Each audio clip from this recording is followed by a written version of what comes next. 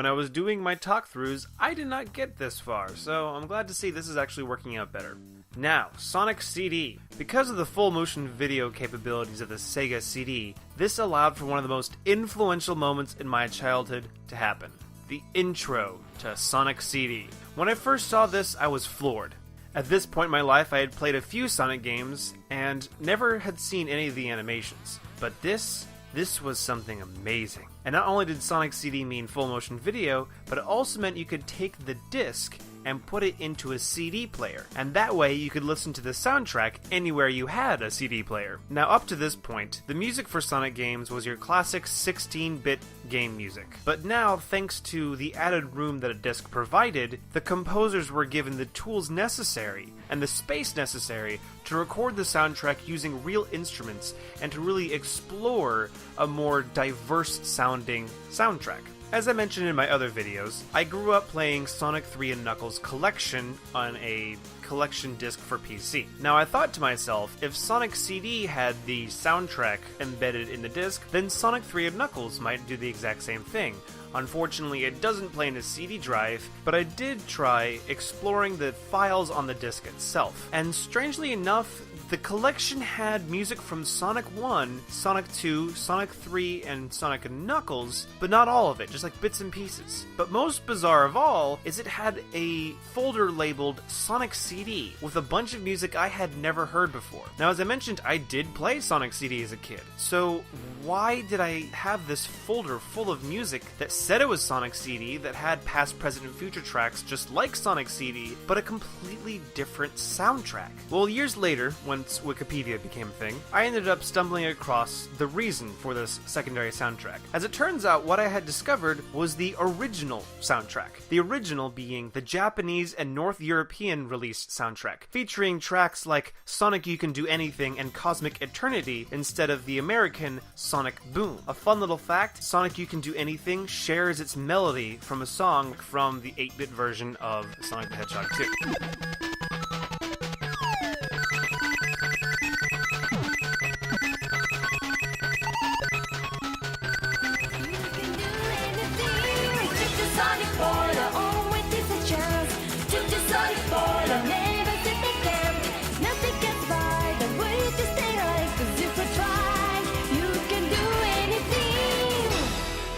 There's a particular kind of charm that comes from Japanese lyrics translated into English that, while it's not as bad as All Your Bass or Belong to Us, there's certainly certain kind of quirks in this soundtrack that, well, I mean, I can't really describe it other than to give an example of it. So instead of the very intimidating boss music that I was used to growing up, this funky dance music plays, and I swear the lyrics are, "Work that shaggy thing, come on now, work that shaggy thing."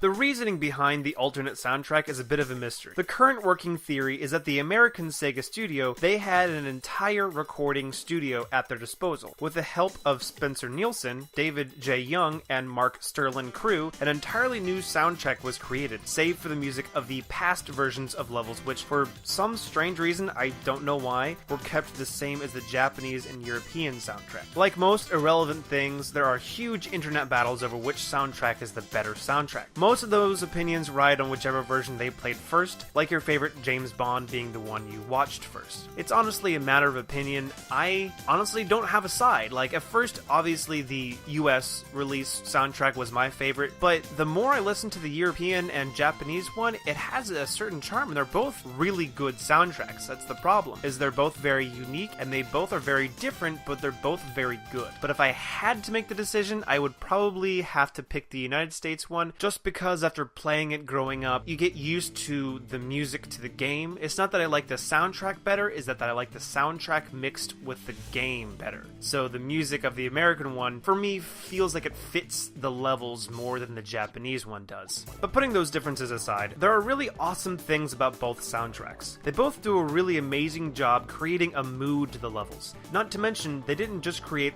one track for the level, they had to create 4 different tracks to carry you along as the story story progressed, as in the game, Sonic goes from the past to the present to one of two possible futures during each level. The game still would have been good with only one track per level, but having those changes is what turns Sonic CD from a good game to a great game. Take for instance Palm Tree Panic. The past track is simple, pleasant, no sense of danger, pretty dang relaxed. It fits the warmer, darker colors of the past level design. A cool thing to note here is that the color palette for the past levels is more toned down, usually more harmonious colors, simpler color schemes, and less vibrant. This toned down color palette is mirrored by the music tracks that paired with the past levels. These tracks being more mid-level focused and more mellow and easygoing. This forces me to take a side tangent into just how beautiful the levels are designed in this game. Or rather, not the design and the game mechanics of the level, but the design of the backgrounds, the design of the assets, and the design of the aesthetic of each level. Out of all the Sonic games that I played around this era, I always felt like Sonic CD had the most life in its levels. They felt like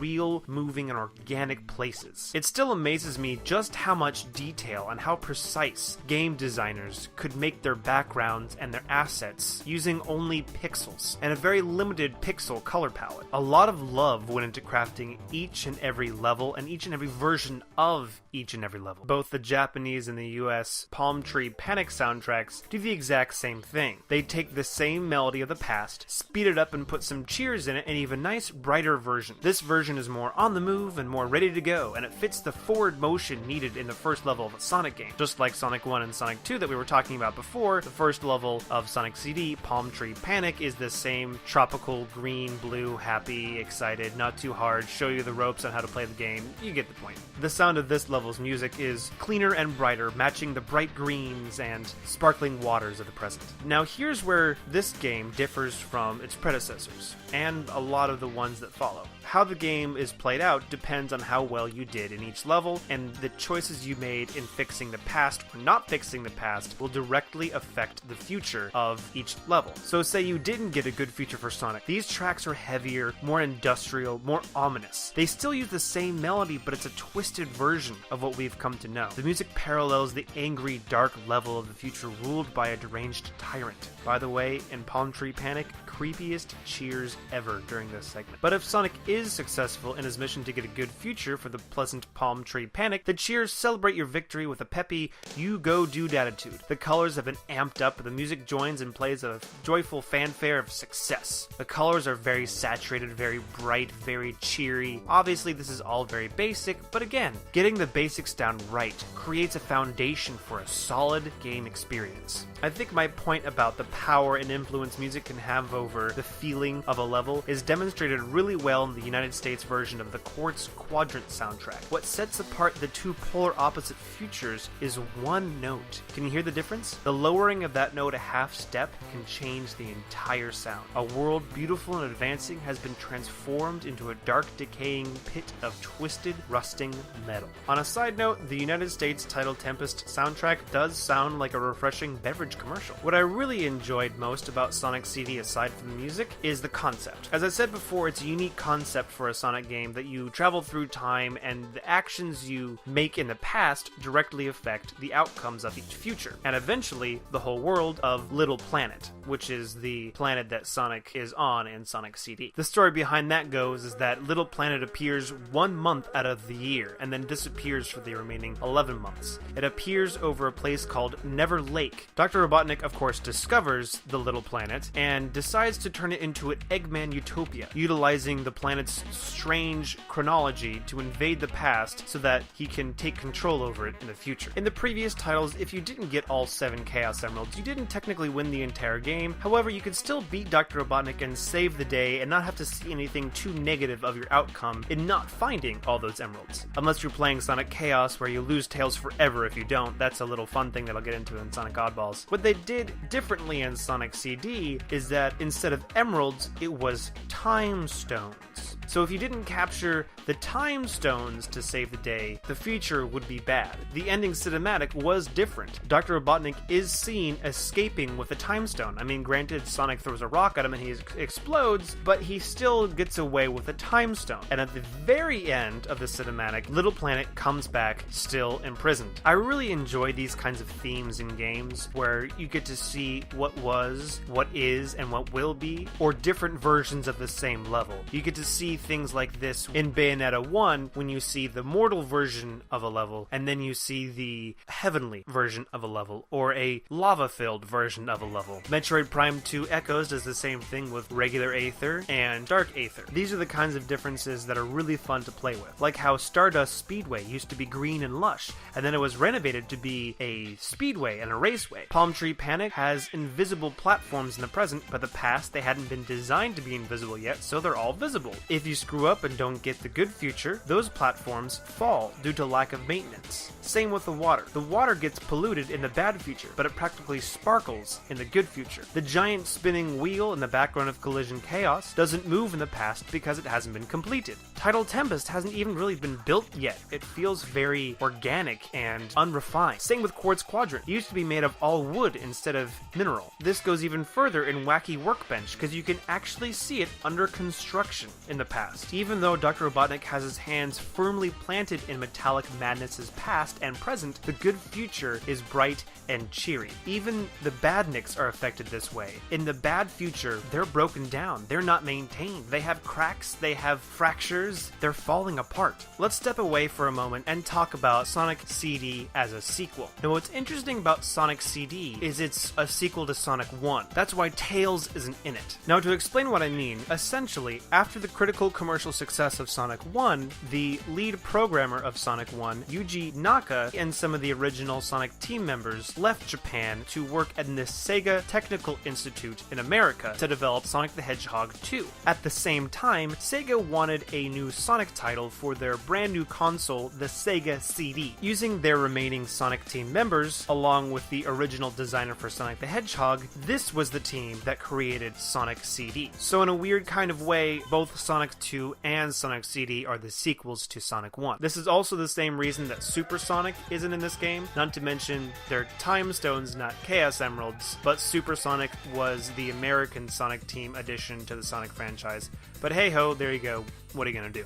It's really interesting to see all the sequel elements of Sonic CD versus what they did in Sonic 2. More examples of that being the fact that there is a third act, or in this case, a third zone of a level. This third act or zone is the boss level. This is something that was in Sonic 1, but not in Sonic 2, but was in Sonic CD. Also, the way that they illustrated Sonic is much closer to Sonic 1 than Sonic 2 was to Sonic 1. This game adds the spin dash in its own way. It's not as fluid as the Sonic 2 spin dash. It feels a little clunkier and it's not as easy to use. But Sonic CD also adds the super peel out. I personally love the super peel out. It works better than the spin dash does in Sonic CD. I think the super peel out looks really cool. It's a little frustrating that you're not in a ball so you can't get injured, but it's a cool thing I wish was added in more of the 2D Sonic games. Another key difference in Sonic CD versus Sonic 2 or any of the other Sonic games is the special stage. How you get the time stones, you get in special stages, so very similar to Sonic 1 and Sonic 2. These special stages follow the Sonic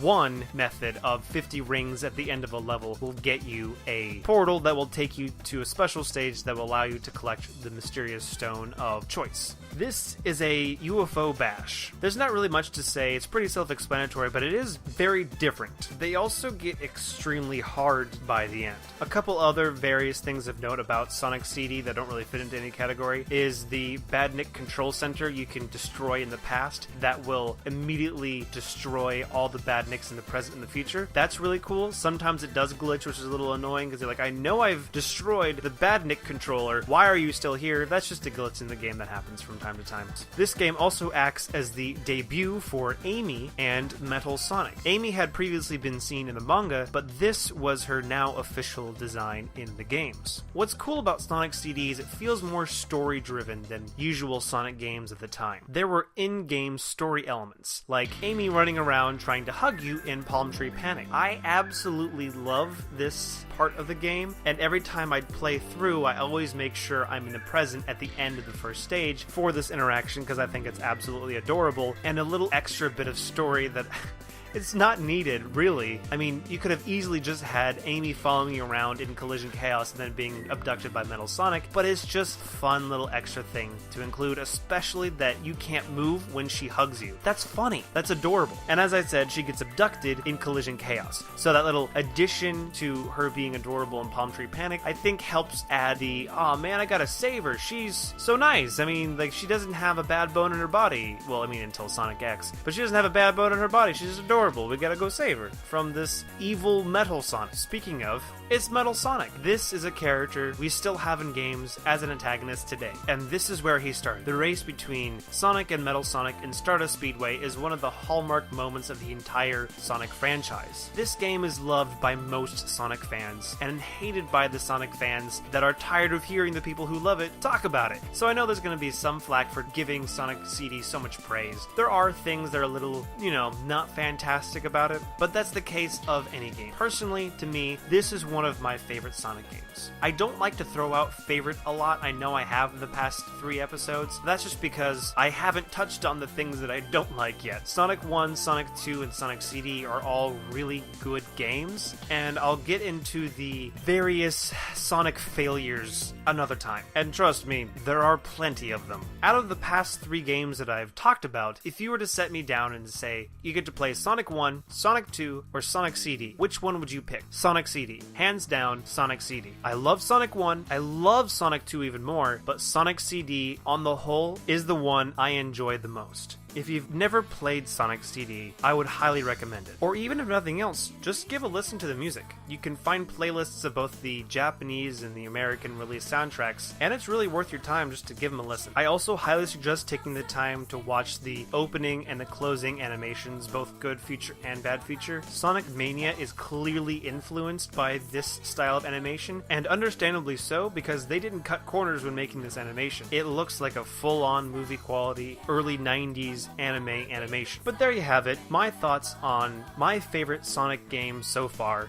Sonic CD. But let me know what you think. Tell me what you think about Sonic CD. Give me your response. Maybe I'll get around to it in the next video. Other than that, this is Lemonade signing off, and I'll see you on the next Draw-Thru.